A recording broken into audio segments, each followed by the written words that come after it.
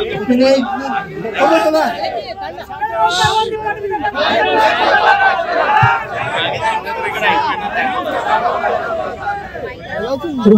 घोषणा द्यायचं थांबवा।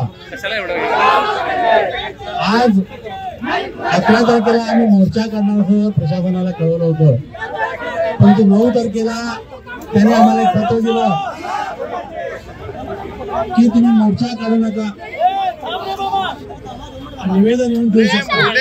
त्यासाठी आम्ही ते निवेदन द्यायला आलेलो आहोत, परंतु आम्ही मोर्चा डिक्लेअर केल्यामुळे अजून बरेचसे लोक यायचे।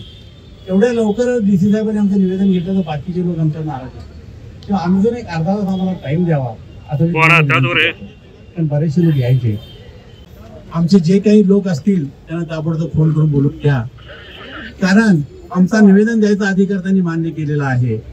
तसं पाहता मोर्चानं सुद्धा आम्ही शांततेने आलो असतो, परंतु महाराष्ट्र एकीकरण समितीचा मोर्चा म्हटल्यानंतर मला वाटतं प्रशासनाची थोडी घाबरगुंडी उडालेली दिसते।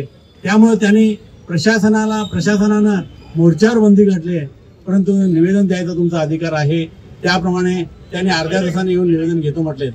तुम्हाला कल्पना आहे, गेले 2 महिने बेळगाव शहरामध्ये कन्नड प्राधिकरणाचे अध्यक्ष येऊन गेल्यापासून इथलं इंग्रजी आणि मराठी पुसलं जाते आणि फक्त कन्नडी ठेवलं जाते। आम्ही अधिकाऱ्यांना विचारल्यानंतर अधिकारी सांगतात की आम्हाला वर्ण आदेश आहे। मग आदेश काय आहे? कन्नडचा जास्तीत जास्त प्रसार करा, प्रचार करा, प्रसार करा। मराठीने असलेलं इंग्रजी पुसा असं त्यात अजिबात नाही आहे। मग असं असताना तुम्ही कुठल्या आधारे कन्नडचा प्रसार आणि प्रचार करत असताना मराठीने कन्नडी पुसायला लागला आहे?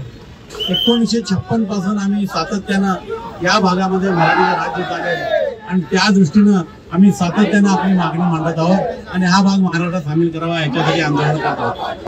आणि बऱ्याच वर्षानंतर आंदोलनाला प्रचंड सुटल्यामुळे महाराष्ट्र सरकार 2004 साली ते सुप्रीम कोर्टात गेलेलं आहे। आमचं म्हणणं एकच आहे, जोपर्यंत सुप्रीम कोर्टाला केसचा निकाल लागत नाही तोपर्यंत तुम्ही जर कन्नडी कायदे कर्नाटकाचे कायदे लागू करू शकत नाही। आणि समजा कर्नाटकाचे कायदे लागू केला तर लिंग्विस्टिक मायनॉरिटीचा कायदा हा तुमचाच आहे। 1981 लिंग्विस्टिक मायनॉरिटी कर्नाटका ऍक्ट आहे आणि त्याप्रमाणे एखाद्या जिल्ह्यामध्ये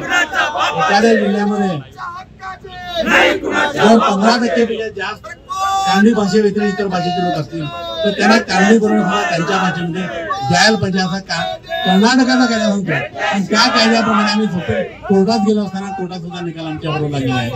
त्याच्या विरोधात एक कंटेम्प्ट घातला असताना कृपया 2004चा कायदा मागे घेतला याचा अर्थ 1999चा कायदा लागू होत नाही असं नाहीये।